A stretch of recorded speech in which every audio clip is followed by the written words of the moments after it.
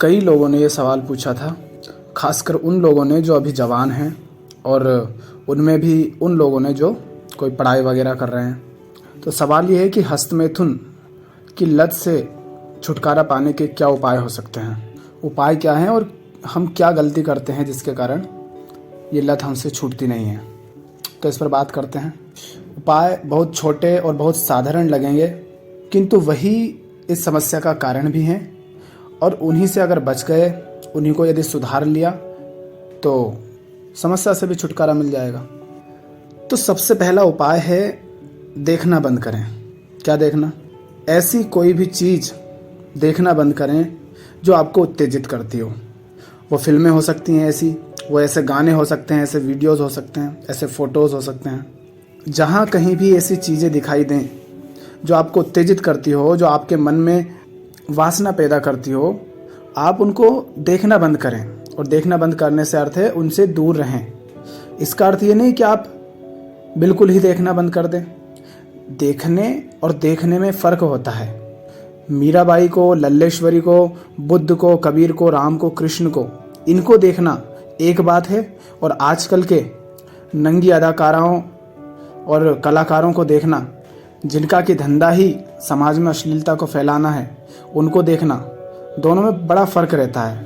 आपके कमरे में अधनंगी तस्वीरें लगी हों और एक व्यक्ति के कमरे में संतों की, ऋषियों की, गुरुओं की, बुद्ध, कबीर, इन सब की तस्वीरें लगी हों, चाहे मीराबाई की हों, चाहे लल्लेश्वरी देवी की हों, चाहे अक्का महादेवी की, किसी की भी हों, फ़र्क पड़ता है ना।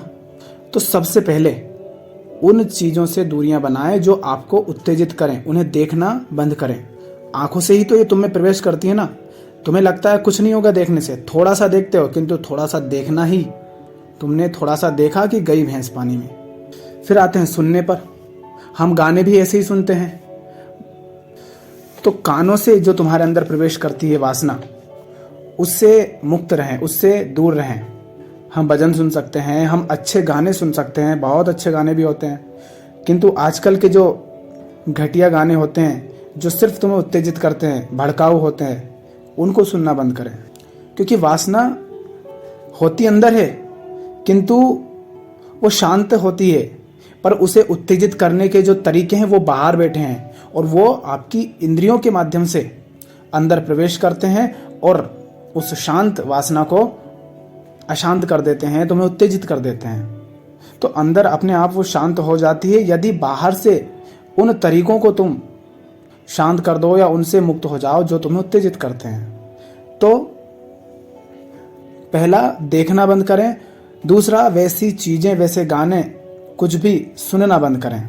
तीसरा, कहाँ से आती है ये बातें? बातें करने से। ऐसी बातें करना बंद करें। इतना जान ले कि बात, इस चीज की बस थोड़ी सी शुरुआत होती है और अंत जाकर वहीं पे हटता है, वहीं पे ख़त्म होता है, और बहाने बहुत होते हैं शुरू करने के। तो ऐसी बातें करना बंद करें। आप अपने दोस्तों के साथ हो या किसी झुंड में हो या लोगों के साथ हो या अकेले हो, कहीं भी अगर ऐसी कोई बातें हो रही हो जो आपके मन में वासना को पैदा कर रही हो, आपको उत्तेजित कर रही हो, तो वहाँ से कहिए कि भैया तुम बातें करो, हम निकल रहे हैं। दूर हो जाओ ऐसे लोगों से जिनकी ज़िंदगी में ऐसी बातों के अतिरिक्त तो और कुछ काम ही नहीं है, वहाँ क्यों खड़े रहना। तो ना ऐसी बातें करो, ना ऐसे लोगों के साथ रहो जो बस वैसी ही बातें करते हो जो आपको उत्तेजित करती हों। चौथी बात है सोचना। तुम्हारे मन में ख्याल आता है, तुम्हारे मन में ख्याल आता है, और ख्याल कहाँ से आए? सबसे पहले ध्यान रखें जो पहली तीन बातें कहीं, देखना, सुनना, बातें करना, ठीक है, यही सब तो ऐसी तो आपको पता चला है ना किसी भी बात के बारे में, और वही फिर आपके मन में ख्याल बनकर आ जाती है, तो आप सोचने लगते हो। तो पहली बातों को यदि ठीक कर लिया तो यहाँ तक पहुँचोगे ही नहीं। पर यहाँ तक कभी हो भी जाए कि आप सोचने लगो, तो जैसे ही सोचने की शुरुआत हो वहीं रुक जाओ। और रुको कैसे? अपने आप को किसी सही काम में, किसी बड़े काम में शामिल कर दो। फुर्सत बैठे हो तभी तो सोच पाते हो ना। मन यदि कुछ और सोच रहा है तो दूसरी चीज कैसे सोचेगा? एक समय पर मन एक ही बात सोच सकता है ना। तो जब आप ये ऐसा सोचने लगो तब उठकर कुछ और करने लग जाओ, या अपनी सोच का विषय बदल दो। जिस चीज के बारे में सोचना शुरू किया है उसे तुरंत बदल दो, क्योंकि शुरुआत यदि तुमने कर दी ये सोचकर कि चलो थोड़ी देर सोच ही लेते हैं, तो फिर वो रुकेगी नहीं। फिर अर्जुन जैसी हालत हो जाएगी कि एक बार मैदान में बीच में चले गए और चेहरे देख लिए तो फिर तो चढ़ गया नशा कि ये तो मेरे अपने हैं, कैसे मारो, और फिर कृष्ण को 18 अध्याय गीता के सुनाने पड़े। तो देखना, सुनना, बातें करना, सोचना भर काफ़ी होता है इस घटना को अंजाम देने के लिए। तो जैसे ही सोचने की शुरुआत हो, अपने आप को किसी दूसरे काम में व्यस्त कर दें। अकेले हो तो लोगों के साथ आ जाएं, क्योंकि सोचते भी तब हो जब आप अकेले हो। किसी के साथ हो तब आप सोचते थोड़ी ना हो, तब तो आप उससे बात कर रहे होते हो। तो जैसे ही सोचने की शुरुआत हो उसे वहीं रोक दें। फिर 5वीं बात आती है पढ़ना। हम अक्सर पढ़ते भी ऐसी बातें हैं, या तो बहुत बोरियत होती हैं जिनमें कुछ सीखने समझने को नहीं मिलता।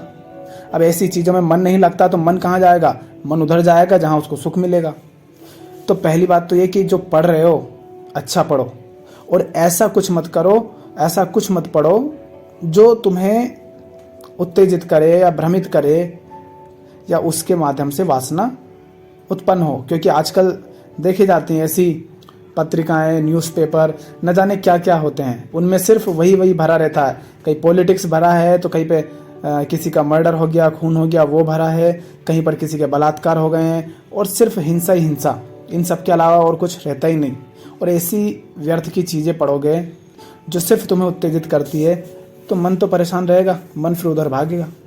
तो जो कुछ भी पढ़ रहे हो उसको देखो कि ये तुम्हारे मन को शांत कर रहा है या और अधिक उत्तेजित कर रहा है। तो 5 बातें हो गई हैं जहाँ से वासना तुम्हारे अंदर प्रवेश करती हैं, और इन 5 द्वारों को यदि आपने बंद कर दिया तो अंदर वासना इतनी आसानी से अशांत नहीं होगी, आप पर हावी नहीं होगी।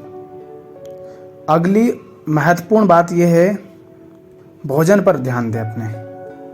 अपने भोजन को देखें कि आप क्या भोजन कर रहे हैं, कैसा भोजन कर रहे हैं। आप भोजन कैसा करते हैं और कितना करते हैं, इस पर भी आपके मन की स्थिति निर्भर करती है। आप यदि ऐसा भोजन कर रहे हैं जो आपको उत्तेजित करता है, जैसे कि आप मांस खा रहे हो, मदिरा ले रहे हो, तामसिक और राजसिक भोजन कर रहे हो, तो वो आपके मन को अशुद्ध करेगा। और दूसरी बात ये कि कितना खा रहे हो। आप भोजन कर लेते हो बिल्कुल ठूस ठूस कर, और फिर वो भोजन जितना खाया उससे शरीर में ऊर्जा बनती है। अब वो ऊर्जा कहीं ना कहीं तो लगेगी ना। और ज़िंदगी में अगर बिल्कुल तुम निठल्ले बैठे हो, बहुत ज़्यादा काम नहीं करते हो, या काम भी करते हो तो सिर्फ बैठे बैठे थोड़ा बहुत, मेहनत का कोई काम नहीं, तो फिर वो ऊर्जा जाएगी कहाँ? किसी न किसी तरीके से तो तुम्हारे शरीर से बाहर आएगी ना। जो शक्ति, जो ऊर्जा तुमने पाई है, जो शरीर में बल आया है। तो भोजन सात्विक करो और न्यून करो, कम करो, बहुत ज़्यादा ना करो। जितना हो उससे थोड़ा कम ही करें। इससे स्वस्थ भी रहोगे, बीमारियां भी नहीं होंगी, मन भी शांत रहेगा और वासना भी आपको परेशान नहीं करेगी। और अगला उपाय क्या है कि तुम खाते भी हो तो शरीर को काम करना चाहिए। तो व्यायाम तो सबको करना चाहिए, व्यायाम करना चाहिए या कोई ऐसा काम करना चाहिए जिसमें मेहनत लगती हो, शरीर जिसमें चूर चूर हो जाता हो, ताकि जो भोजन किया है वो ऊर्जा उस काम के कारण उसमें उपयोग हो जाए। तो या तो ऐसा काम करो जिसमें मेहनत लगती हो बहुत, या फिर व्यायाम करो अगर वैसा काम नहीं करते हो तो, ताकि व्यायाम के माध्यम से वो ऊर्जा शरीर में उपयोग हो जाए। तो इससे भी सेहत भी सही रहेगी, शरीर भी हष्ट-पुष्ट रहेगा और वासना भी आप पर हावी नहीं होगी। अगला उपाय क्या है? अगला उपाय है सही काम करो। जिंदगी में अगर सही काम नहीं है, व्यर्थ या फिर घटिया या बर्बाद काम कर रहे हो, तो वहाँ से परेशान होगे। वहाँ से परेशान हुए हो तो तुम सुख की, शांति की तलाश करोगे, और हस्त मैथुन में तुम्हें वो सुख कुछ क्षण के लिए ही भले पर मिल तो जाता है।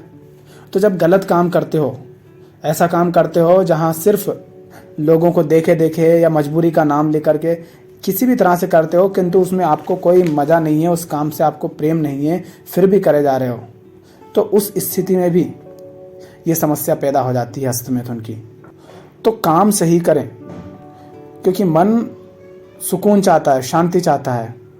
तो जहाँ उसे शांति मिलती है, जहाँ उसे सुख मिलता है, जहाँ उसे प्रेम मिलता है, वहाँ वो दौड़ा चला जाता है। अब जो काम करते हो, जिसमें अपना बहुत ज़्यादा, सबसे ज़्यादा समय देते हो, वही यदि गलत है तो मन तो फिर और कोई उपाय ढूंढेगा ही सही। और एक सबसे महत्वपूर्ण उपाय, सबसे महत्वपूर्ण बात जो ध्यान रखनी है, चाहे आपने देखा हो, चाहे आपने कुछ सुना हो, चाहे बातें की हो, सोचा हो, पढ़ा हो, चाहे भोजन किया हो वैसा, चाहे तुम सही काम नहीं कर पाए हो, लेकिन इस प्रक्रिया की शुरू होती है तुम्हारी छेड़खानी करने से।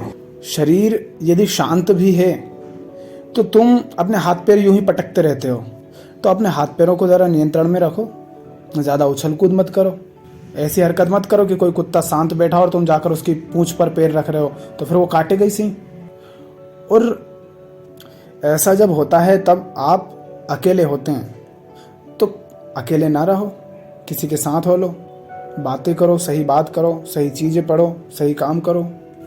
तो यही 10 उपाय हैं जो यदि आप पालन करते हैं यदि उनका, तो आपको ये समस्या फिर इतनी परेशान नहीं करेगी। सही देखो, गलत देखना बंद करो, उत्तेजक चीज़ें सुनना, उनके बारे में बातें करना, उनको पढ़ना, उनके बारे में सोचना बंद करो। शुरुआत जहाँ से हो वहीं पर रुक जाओ, दूर हट जाओ उससे। भोजन पर ध्यान दो, कैसा और कितना कर रहे हो, और व्यायाम करो ना, नहीं तो फिर ऐसा कोई काम करो जिसमें शारीरिक मेहनत लगती हो, और सही काम करो। साथ ही अपने हाथ पैरों को अपने नियंत्रण में रखो। इसके अलावा वो लोग जो बिल्कुल निठल्ले बैठे हों, जो कुछ नहीं करते, दिन भर बस पड़े रहते हैं, कोई काम नहीं होता है, बिना मेहनत किए मिल जाता है, हाथ में मोबाइल है, दिन भर कुछ ना कुछ देखते रहते हैं, सुनते रहते हैं, व्यर्थ की बातें पढ़ते रहते हैं, सोचते रहते हैं, इनके लिए कोई उपाय नहीं है। जब कुछ नहीं करोगे तो यही करना पड़ेगा फिर। तो जो निठल्ले बैठे हों उनके लिए कोई उपाय नहीं, उनके लिए एक ही उपाय है कि बाहर निकलो, थोड़ा लंबा चौड़ा घूमो फिरो, पैदल चलो, नहीं तो दौड़ो, नहीं तो काम करो, नहीं तो व्यायाम करो, मेहनत करो, फुर्सत मत बैठो। क्योंकि अभी तुम इस स्थिति में हो ही नहीं कि फुर्सत बैठ जाओ तो भी कोई दिक्कत ना हो। और जब मेहनत करते हो तो शरीर इतना थक जाता है, चूर हो जाता है कि और कुछ करने का तुम्हारा मन ही नहीं होगा, ऊर्जा ही नहीं, तुम्हारे शरीर में ताकत ही नहीं है।